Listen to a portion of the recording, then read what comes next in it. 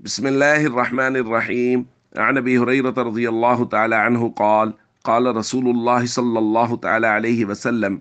ما لأحد عندنا يد إلا وقد كافيناه ما خلا أبا بكر، فإن له عندنا يدا يكافئه الله بها يوم القيامة. رواہ الترمذی۔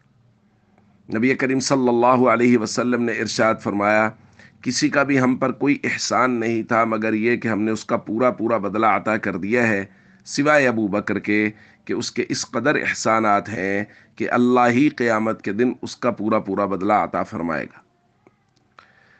دوستو،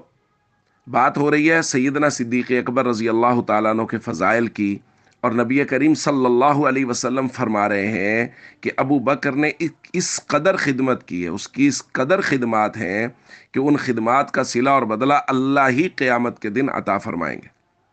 اور ظاہر ہے وہ اللہ کی رحمت اور فضل کی شکل میں ہوگا۔ اور اس کی ایک جھلک ہمیں ایک روایت میں ملتی ہے کہ نبی کریم صلی اللہ علیہ وسلم نے ارشاد فرمایا: اتانی جبریل فاخذ بیدی، جبریل میرے پاس آئے اور انہوں نے میرا ہاتھ پکڑا، فارانی باب الجنت الذی تدخل منہ امتی، اور انہوں نے مجھے جنت کا وہ دروازہ دکھایا جس سے میری امت کے لوگ جنت میں داخل ہوں گے۔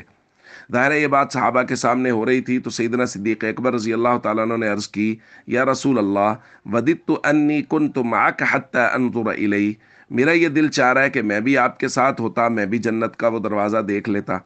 نبی کریم صلی اللہ علیہ وسلم نے فرمایا: اما انک یا ابا بکر، ابو بکر آپ اول من يدخل الجنت من امتی، میری امت میں سے سب سے پہلے جو شخص داخل ہوگا وہ ابو بکر آپ ہوں گے۔ دوستو، سیدنا صدیق اکبر رضی اللہ تعالیٰ عنہ نبی کریم صلی اللہ علیہ وسلم کے فرمان کے مطابق اس امت میں سب سے پہلے جنت میں داخل ہوں گے،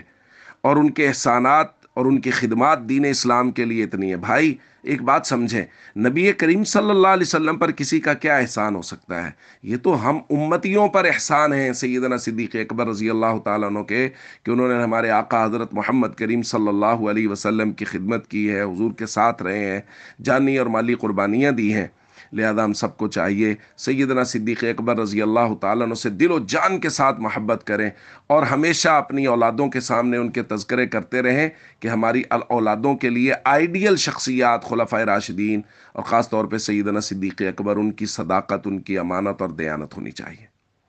السلام علیکم ورحمۃ اللہ وبرکاتہ۔